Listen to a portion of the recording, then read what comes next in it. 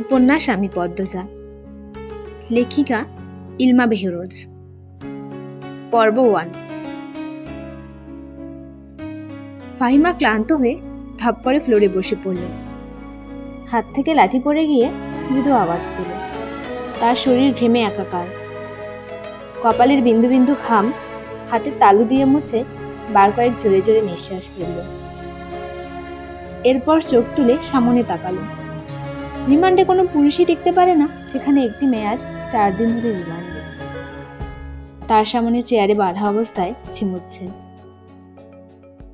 4 দিনে একবারও মুখ দিয়ে টু শব্দটি করল না। শারীরিক মানসিক কত নির্যাতনই না করা হয়েছে, তবুও ব্যথায় আর্তনাদ অবধি করেনি। মনে হচ্ছে একটা পাথরকে পেটানো হচ্ছে, যে পাথরের রক্ত ঝরে কিন্তু জবান খুলে না। তখন সেখানে আগমন ঘটে ইন্সপেক্টর তুষারের। তুষারকে দেখে ফাহিমা কাতর স্বরে বললেন, সম্ভব না, আর কিছুতেই কথা বলছে না। তুষার অভিজ্ঞ চোখে মেয়েটিকে 2-1 সেকেন্ড দেখল। এরপর গম্ভীর কণ্ঠে ফাহিমাকে বলল, আপনি যান। ফাহিমা এলোমেলো পা ফেলে চলে যায়। তুষার একটা চেয়ার নিয়ে মেয়েটির সামনে বসল। বেশ কিছুক্ষণ চুপ থেকে বলল, আপনার সাথে আজ আমার প্রথম দেখা। মেয়েটি কিচ্ছু বলল না, তাকালোও না। তুষার মেয়েটির দিকে শুকনো দৃষ্টি মেলে তাকালো, বলল, মা বাবাকে মনে পড়ে? মেয়েটি চোখ তুলে তাকায়। খোলাটে চোখ, কাটা ঠোঁট থেকে রক্ত ঝরছে। চোখের চারপাশ গাঢ় কালো, চোখ দুটি লাল। মুখের এমন রং রিমান্ডে আসা সব আসামিরই হয়। তুষার মুখের প্রকাশভঙ্গি আগের অবস্থানে রেখে আবারও প্রশ্ন করল, মা বাবাকে মনে পড়ে? মেয়েটি মাথা নাড়ায়, মনে পড়ে তার। তুষার একটু ঝুঁকে। মেয়েটি অসহায় দৃষ্টি মেলে তাকায়। তুষার মেয়েটির হাতের বাঁধন খুলে দিয়ে নির্বিকার ভঙ্গিতে প্রশ্ন ছিল, নাম কি? যদিও তুষার মেয়েটির নাম সহ পুরো ডিটেলসই জানি, তবুও জিজ্ঞেস করলো। তার মনে হচ্ছে মেয়েটি কথা বলবে। সত্যি তাই হলো। মেয়েটি ভারাক্রান্ত কণ্ঠে নিজের নাম উচ্চারণ করল, পদ্ম। আমি আমি পদ্মজা। পদ্মজা হেলে পড়ে তুষারের ওপর। তুষার দ্রুত ধরে ফেলে। উচ্চকণ্ঠে ফাহিমাকে ডাকল, মিস ফাহিমা, দ্রুত এদিকে আসুন। ফাহিমা সহ আরো 2 জন দ্রুত পায়ে ছুটে আসে। 1989 সাল। সকাল সকাল রশিদ ঘটকের আগমনে হেমলতা ভীষণ বিরক্ত হন। তিনি বারবার পই পই করে বলেছেন, পদ্মর বিয়ে আমি এক্ষুনি দেব না, পদ্মকে অনেক পড়াবো। তবুও রশিদ উদ্দিন প্রতি সপ্তাহে সপ্তাহে এক পাত্রের খোঁজ নিয়ে আসবেন। মেয়ের বয়স আর কতই হলো, মাত্র 16। শামসুল আলমের মেয়ের বিয়ে হয়েছে 24 বছর বয়সে। পদ্মর বিয়েও তখনই হবে, পদ্মের পছন্দ মতো। হেমলতা রশিদকে দেখেও না দেখার ভান করে ধরল। রশিদ একদলা থুথু ফেললেন উঠোনে। এরপর হেমলতার উদ্দেশ্যে বললেন, বুঝছো পদ্মর মা, এইবার যে পাত্র আনছি একেবারে খাঁটি হীরা। হেমলতা বিরক্ত ভরা কণ্ঠে জবাব দিলেন, আমি আমার মেয়ের জন্য পাত্র চাইনি, তবুও বারবার কেন আসেন আপনি? যুবতী মাইয়া ঘরে রাহান ভালা না, মেয়েটি তো আমার, আমাকেই বুঝতে দেন। হেমলতার কণ্ঠে বিরক্তের ঝরে পড়ছে। রশিদ অনেক চেষ্টা করেও সুবিধা করতে পারলেন না। ব্যর্থ থমথমে মুখ নিয়ে সড়কে পা রাখেন।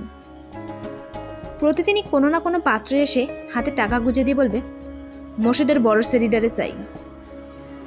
রশিদ নিজে নিজে বিড়বিড় করে আওড়ান, গ্যারামে কি আর সেরি নেই?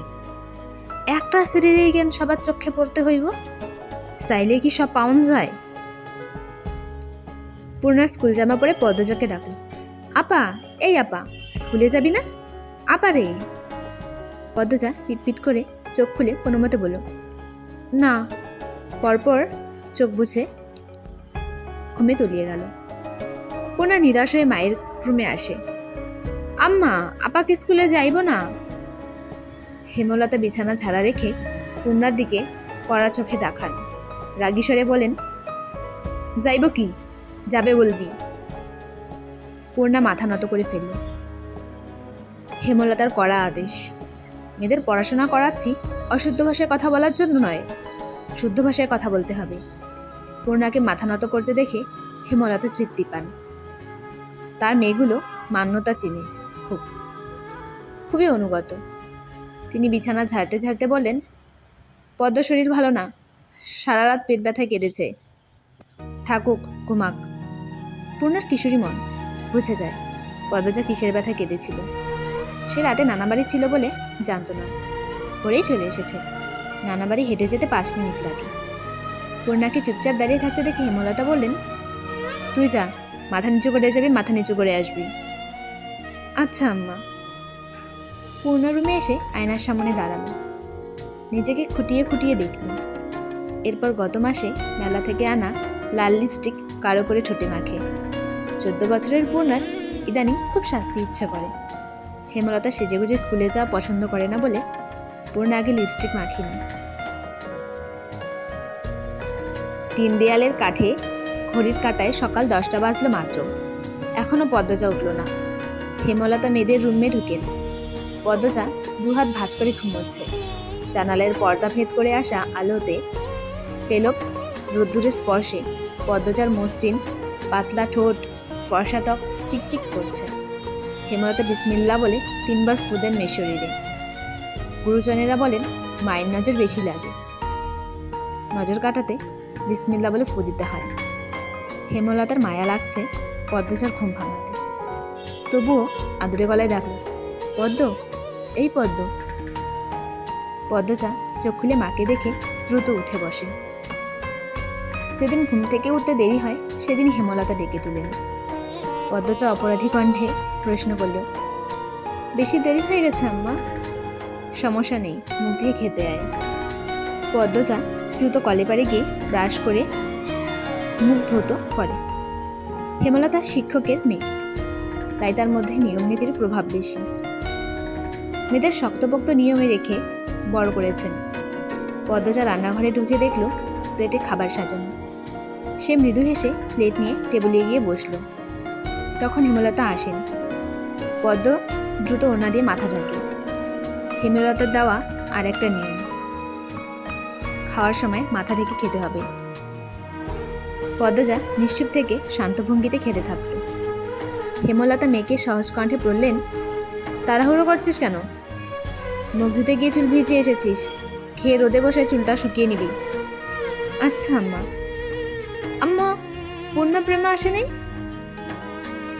পূর্ণা আসছে, স্কুলে গেছে, প্রেমা দুপুরে আসবে। আম্মা, আব্বা কবে আসবেন?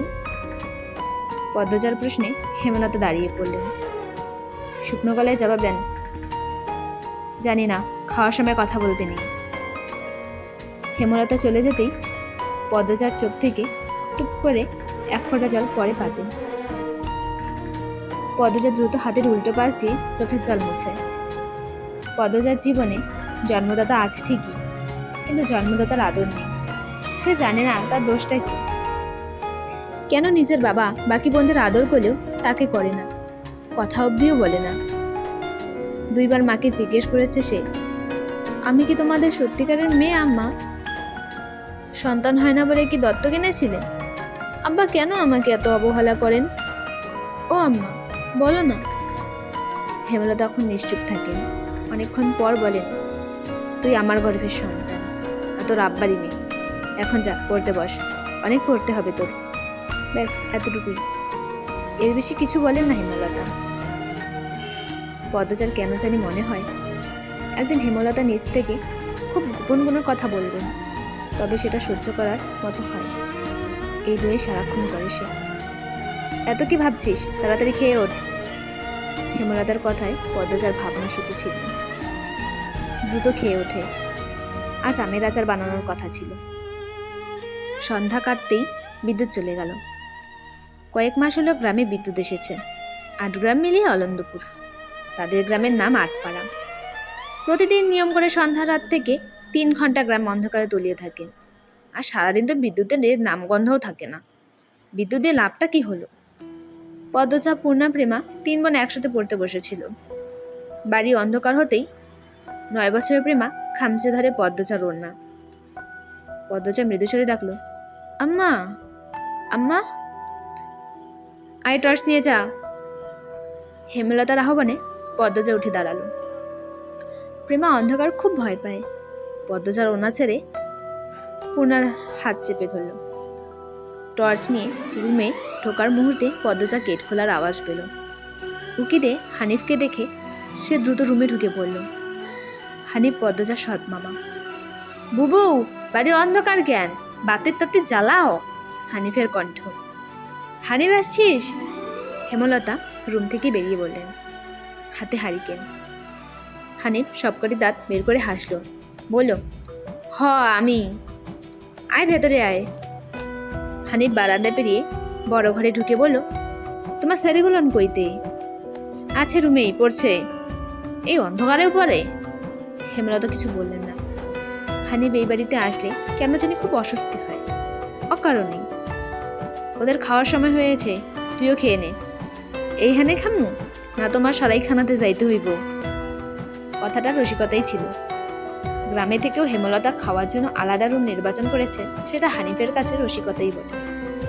হেমলতা প্রশ্নের জবাবে সোজাসাপটা না দিয়ে বললেন, খেতে চাইলে খেতে আয়। পদ্মজা কিছুতেই খেতে আসলো না। কেমন জড়সড় হয়ে আছে, মনে হচ্ছে হানিফকে ভয় পাচ্ছে বা অবহেলা করছে। হানিফ 6 বছর সৌদিতে ছিল, 3 মাস হলে দেশে ফিরেছে। 3 মাসে যতবার হানিফ এই বাড়িতে পা রেখেছে ততবারই পদ্মজা অজুহাত দিয়ে দূরে দূরে থেকেছে। হেমলতার বিচক্ষণ মস্তিষ্ক মুহূর্তে ভেবে নিল অনেক কিছু, তাই জোর করলেন না। আজই এই লুকোচুরির ফয়সালা হবে। হানিফ পদ্মজাকে দেখার জন্য অনেক ছলচাতুরি করল, কিছুতেই সুযোগ পেল না। বিদ্যুৎ আসার ঘণ্টাখানেক পর হানিফ চলে যায়। পূর্ণ প্রেমা রুমে ঢুকতেই পদ্মজা ঝাঁপিয়ে পড়ে। রুদ্ধশ্বাস কণ্ঠে বলল, কতবার না করেছি লোকটার পাশে বেশিক্ষণ না থাকতে, তোরা কেন শুনিস না আমার কথা? পূর্ণ প্রেমা বিস্ময় হতবিলম্ব। পদ্মজা কখনো তাদের এমন নিষেধ করেনি, তাহলে এখন কেন এমন করছে? হেমলতা রুমে ঢুকতেই পদ্মজা চুপসে গেল। পদ্ম, আমার রুমে আয়। মায়ের এমন কঠিন কণ্ঠ শুনে পদ্মজার কলিজা শুকিয়ে আসে। হেমলতা নিচের ঘরে চলে যান। হেমলতা মেয়ের দিকে তীক্ষ্ণ দৃষ্টিতে তাকিয়ে আছেন। পদ্মজা নতচানু হয়ে কাঁদছে। সুন্দরীরা ভীতু হয়, বোকা হয়, তার দৃষ্টান্ত প্রমাণ পদ্মজা। হেমলতার খুব মায়া হয় পদ্মজার সাথে উঁচু কণ্ঠে কথা বলতে। পদ্মজা রূপসী বলেই হয়তো গোপনে আবেগ লুকিয়ে তিনি বজ্রকণ্ঠে প্রশ্ন করলেন, কি লুকোচ্ছিস? হানিফের সামনে কেন যেতে চাস না? সে কি করেছে? পদ্মজা ফোপাতে থাকে। হেমলতা সেকেন্ড কয়েক সময় নিয়ে নিজেকে সামলালেন। কণ্ঠ নরম করে বলেন, হানিফ ধাড়িবাজ লোক, সৎ ভাই বলে বলছি না। আমি জানি তার ব্যাপারে যে কোনো কথা আমার বিশ্বাস হবে। তুই বল, কি লুকোচ্ছিস? মায়ের আদুরে কণ্ঠে পদ্মজা আচমকা বাঁধ ভাঙা নদীর মতো হু হু করে কেঁদে উঠল। বাড়িটা মোড়ল বাড়ি নামে পরিচিত। পদ্মজার দাদার নাম ছিল মিয়াফর মোড়ল। তিনি গ্রামের একজন সম্মানিত লোক ছিলেন। 6 কাঠা জমির ওপর টিনের বিশাল বড় বাড়ি বানিয়েছিলেন 4 ছেলের জন্য। 2 ছেলে 16 বছর আগে 1971 সালে যুদ্ধে নিহত হয়েছেন। 2 জন টকবগে যুবক ছিল, আর একজন 8 বছর বয়সে কলেরা রোগে গত হল। বাকি রইল মোর্শেদ মোড়ল। বর্তমানে এই বাড়ি মোর্শেদের অধীনে, যদিও তিনি থাকেন না সবসময়। পুরো বাড়ির চারপাশ জুড়ে গাছগাছালি, বাড়ির পেছনে নদী। রাত 9টা বাজলেই পরিবেশ নিশুতি রাতে রূপ ধারণ করে। রাতের এই নির্জন প্রান্তে ঝিঝি পোকার ডাক ছেয়ে গেছে। ঝিঝি পোকার সাথে পদচার ভাঙা কান্নায় মিলেমিশে ভৌতিক পরিবেশ সৃষ্টি করেছে।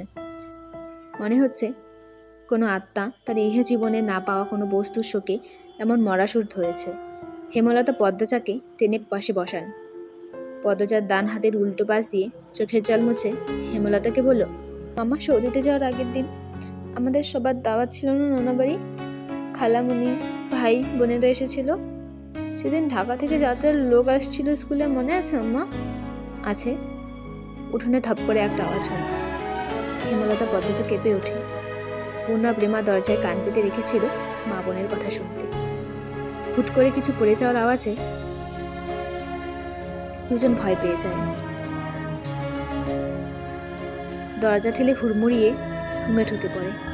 হেমলতা বড় মেয়ের সাথে গোপন বৈঠক ভেঙে দ্রুত পায়ে বারান্দায় এসে দাঁড়ান। উঠোনে বিদ্যুৎ নেই, হারিকেন চালান। পেছনে 3 মেয়ে এসে দাঁড়িয়েছে। একজন মায়ের 3 মেয়ে নিয়ে একা এত বড় বাড়িতে বাস করাও যুদ্ধ বটে।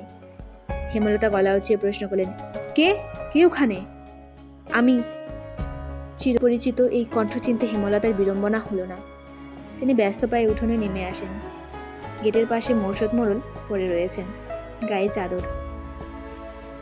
হাপুরের মতো বুক ওঠানামা করছে তার, যেন দম ফুরিয়ে যাচ্ছে। হেমলতা 2 হাতে মোরশদকে আঁকড়ে ধরল। পদ্মজা পুনঃ দৌড়ে আসে। মোরশদের এমফাইসিমা রোগ আছে। এই রোগে অল্প চলাফেরাতেই শ্বাস টানের উপক্রম হয় এবং দম ফুরিয়ে যায়। শ্বাস নেবার সময় গলার শিরা ভরে যায়। 3 মা মেয়ে মোরশদকে ধরে রুমে নিয়ে আসে।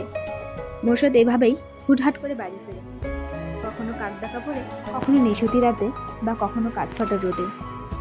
মোরশদ মরেলি এমফাইসিমা রোগটা ধরা পড়ে 7 বছর আগে। মোরশদের অ্যাজমা ছিল, আবার ধূমপানি খুব আসক্ত ছিলেন। ফলে ফুসফুসের এই রোগটি খুব দ্রুত আক্রমণ করে বসে। মোরশদ খানিকটা সুস্থ হয়ে রাত 1টার দিকে ঘুমোলেন। পূর্ণা প্রেমা রুমে গিয়ে শুয়ে পড়েছে। পদ্মজা বারান্দায় রুমে ঝিমুড়ে বসে আছে। জানালার বাইরে চোখের দৃষ্টি, জ্যোৎস্না গলে গলে পড়ছে। কি সুন্দর দৃশ্য। পদ্মজার মন বলছে মা আসবে তার খোঁজে, পুরো ঘটনাটা শুনতে আসবেই। সত্যি তাই হলো। কিছুক্ষণ পরই হেমলতা আসলেন। আম্মা, বাতিটা নিভিয়ে দাও, বলল পদ্মজা, কণ্ঠ খাদে নামানো। হেমলতা বাতি নিভিয়ে পদ্মজার পাশে বসেন। পদ্মজা তৈরি ছিল, তবুও অপ্রশস্ত হয়ে পড়ে। খুব অস্বস্তি হচ্ছে। সে গোপনে দীর্ঘশ্বাস ছাড়ল। পদ্মজা তখন 4র্থ শ্রেণীর ছাত্র, বয়স 10 ছিল। খুব কম বয়সেই তাকে স্কুলে পাঠানো শুরু করেন হেমলতা। সেদিন নানা বাড়িতে সবার দাওয়াত পড়ে। হানিফ চলে যাবে সৌদিতে, তাই এত আয়োজন। পরিবার মিলন আসর বসে। স্কুল মাঠেও সেদিন নাচ গানে অনুষ্ঠিত হয়। বাড়ির সবাই সেখানেই চলে যায়। বাড়িতে থাকে শুধু পদ্মজা, পদ্মজার বৃদ্ধ নানা আর হানিফ। পদ্মজা ঘুমেছিল, তাই বাকিদের সাথে যেতে পারেনি। যখন ঘুম ভাঙে আবিষ্কার করলো বাড়িতে কেউ নেই। মোরশদ হঠাৎ করে অসুস্থ হওয়াতে হেমলতা বাপের বাড়িতেই উপস্থিত ছিল। পদ্ম নাকি? পদ্মজা বাড়ি থেকে বের হওয়ার উপক্রম হতেই কানে আসে হানিফের ডাক। পদ্মজা মিষ্টি করে হেসে মাথা নাড়ালো। হানিফের লোলুপ দৃষ্টি তখন পদ্মজার সারা শরীর ঘুরে বেড়াচ্ছে। এইটুকু মেয়ের ফর্সা চামড়া বিকৃতি মস্তিষ্কের হানিফকে যেন বড্ড টানে। আয় তো, আমার ঘরে আয়। সহজ সরল শিশুসুলভ পদ্মজা মামার ডাকে সাড়া দিল। সে শুনেছে মামা ভাগনা যেখানে, আপদ নেই সেখানে। অথচ সেদিন সে মামাকে এই ঘরে বিপদ হিসেবে জানলো। পদ্মজা রুমে ঢুকতেই হানিফ দরজা লাগিয়ে দিল। পদ্মজার মন কেমন করে ওঠে হানিফের অদ্ভুত চাহনি আর দরজা লাগানো দেখে। হানিফ কুৎসিত অঙ্গভঙ্গি প্রদর্শন করতে থাকে। পদ্মজার দেখতে খুব খারাপ লাগছে, ভয় করছে। এদিকে আয়, তোর লাগে গল্প করি। হানিফ বিছানায় বসে পদ্মজাকে কাছে ডাকে। পদ্মজা কাছে যেতে সংকোচ বোধ করে। হানিফ পদ্মজার ডান হাত ধরে টেনে কোলে বসায়। তুই জানোস তুই যে সবার থেকে বেশি সুন্দর? হানিফের প্রশ্নে পদ্মজার কানে ঢুকিনি।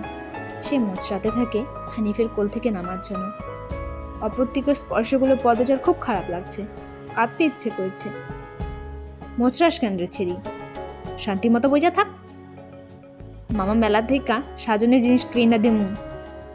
হানিফ শক্ত করে 2 হাত ধরে রেখেছে পদ্মজাকে। পদ্মজা কিছুতেই নামতে পারছে না। মামা, আমি চলে যাব, কাঁদো কাঁদো হয়ে বলল পদ্মজা। কই যাবি? মামার ধারে থাক, বলল হানিফ। হানিফের শক্তপোক্ত হাতের স্পর্শগুলো খুব অস্বস্তি দিচ্ছে না। স্পর্শকাতে জায়গাগুলো ব্যথায় বিষিয়ে উঠছে। পদ্মজা কেঁদে ওঠে, ভেজা কণ্ঠে বলল, বাড়ি যাব আমি, ব্যথা পাচ্ছি মামা। হানিফ হাতের বাঁধন নরম করে আদুরে গলায় বলল, আচ্ছা আর ব্যথা দিতাম না, কান্দিস না। পদ্মজা চট করে কোল থেকে নেমে পড়ে। হানিফকে তার আজরাইল মনে হচ্ছে। মায়ের কাছে সে আজরাইলের অনেক গল্প শুনেছে। আজরাইল যখন জান নিতে আসবে তখন শরীরে খুব কষ্ট অনুভব হবে। এই মুহূর্তে যেন ঠিক তেমনই অনুভূতি হলো। তাহলে তার হানিফ মামাই আজরাইল? পদ্মজা দরজা খুলতে পারবে না, তাই হানিফকে ভীতি কণ্ঠে অনুরোধ করল, মামা দরজা খুলে দাও। কেন, আমি তোরা যাইতে কইছি? হানিফের কর্কশ কণ্ঠে ধমকে পদ্মজা ভয়ে কেঁপে উঠল। তার চোখ বেয়ে জল পড়তে থাকে। হানিফ পদ্মজাকে জোর করে কোলে তুলে নেয়। পদ্মজা কাঁদছে, তার খুব ভয় লাগছে, বারবার বলছে, মামা আমি বাড়ি যাব। হানিফের তাতে বিন্দুমাত্র ভ্রূক্ষেপ নেই। বাড়িতে কেউ নেই, বৃদ্ধ সৎবাবা কানে শুনে না। পদ্মজা হানিফে কিল ঘুষে দিতে থাকে, সেই সাথে জোরে জোরে কান্না শুরু করে। এভাবে কাঁদলে পাশের বাড়ি যে কেউ চলে আসবে। হানিফের রক্ত টকবক করছে উত্তেজনায়। সে দ্রুত ওনা দিয়ে পদ্মজার মুখ হাত পা বেঁধে ফেলল। পদ্মজার দু চোখের পানি হানিফের চোখে লাগেনি। হানিফ ভীষণ আনন্দ পাচ্ছে, পৈশাচিক আনন্দ পাচ্ছে।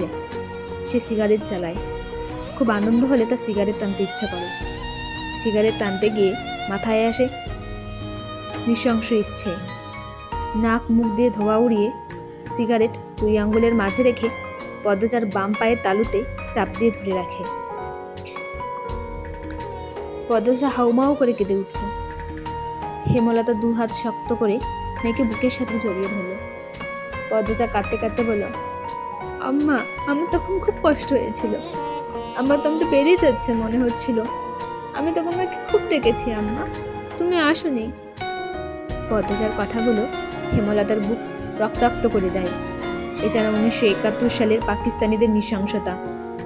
নিজের চোখে তিনি দেখেছেন পাকিস্তানিদের নৃশংসতা। হানিফ আর তার দেখা অত্যাচারী পাকিস্তানিদের মধ্যে কোনো তফাৎ নেই। হেমলতা নির্বাক ও আক্রুদ্ধ। শুধু অনুভব হচ্ছে তার বুকে পড়ে আদরের পদ্মজা হাউমাউ করে কাঁদছে। সর্বাঙ্গ যেন কাঁপছে। হানিফকে ক্ষতবিক্ষত করে দিতে তার হাত নিষ্পিস করছে। সেদিন একটুর জন্য পদ্মজার ধর্ষণ হয়নি। বাড়িতে সবাই ফিরে এসেছিল। পদ্মজা পোড়া স্থানের যন্ত্রণা সহ্য করতে না পেরে অচেতন হয়ে। বাকিটুকু আর পদ্মজাকে বলতে হয়নি, হেমলতা জানেন। পদ্মজার গা কাঁপিয়ে ঝড় আসে। 21 দিন বিছানায় ছিল। ততদিনে হানিফ দেশ ছেড়ে চলে যায়। পদ্মজা ভয়ে লজ্জায় ঘটনাটি কাউকে বলেনি। পায়ের পোড়া দাগ দেখে যখন হেমলতা প্রশ্ন করেছিল, পায়ে এমনভাবে পুড়লে কি করে, পদ্মজা সহজভাবে জবাব দিয়েছে, চুলের কাছে গিয়েছিলাম, চুলের লাকড়ি লাগায় পা লেগেছিল। কথাটা পদ্মজা সাজিয়ে রেখেছিল, সাথে অনেক যুক্তি, তাই মিথ্যে বলতে একটুও কাঁপেনি। পুরো ঘটনাটা পদ্মজার বুকে তাজা হয়ে আছে। এই 6 বছরে বুকে কতবার কেঁদেছে সে। সবসময় চুপ করে কোথাও বসে থেকেছে। হেমলতার মেয়ে নিশ্চব্যতা দেখে মাথা ঘামানো। কারণ পদ্মজা ছোট থেকে চুপচাপ ছিল। কিন্তু আজ হেমলতার খুব আফসোস হচ্ছে, নিজেকে অপরাধী মনে হচ্ছে। তিনি ভেবেছিলেন তার 3টে মেয়ে তার কাছে খোলা বইয়ের মতো, চাইলেই পড়া যায়। বিশেষ করে পদ্মজাকে বাড়ির পেছনের নদীর বুক দিয়ে তত্তর করে বয়ে যাওয়া স্বচ্ছ টলটলে পানির মতো মনে হতো, যার জীবনে অস্বচ্ছ বলতে কিছুই নেই। সবই সাদামাটা সহজ সরল। অথচ পদ্মজার জীবনে কত বড় দাগ জলজল করে চলছে, কত বড় ঘটনা লুকিয়েছিল। মেয়েরা কথা লুকিয়ে রাখার সীমাহীন ক্ষমতা নিয়ে জন্মায়। কথাটি নিজের মেয়েদের ক্ষেত্রে মাথায়ই আসেনি। পদ্মজা শান্ত হলে হেমলতা বললেন, পাটা দেখি। পদ্মজা বাবা বিছানায় তুলল। হেমলতা পদ্মজার পা তুললে। হেমলতা পদ্মজার পা কোলে নিয়ে ওরা ডাক্তা দেখেন মনোযোগ দিয়ে। রক্ত টকবক করে ওঠে। রন্ধে রন্ধে হিংসতা যেন লুটপুটিয়ে খাচ্ছে। এই পোড়া দাগ হানিফের রক্ত দিয়ে মুছব। ধন্যবাদ আপনাদের সকলকে ভিডিওটি সম্পূর্ণ দেখার জন্য, এবং ভুল ত্রুটি হলে ক্ষমা করবেন।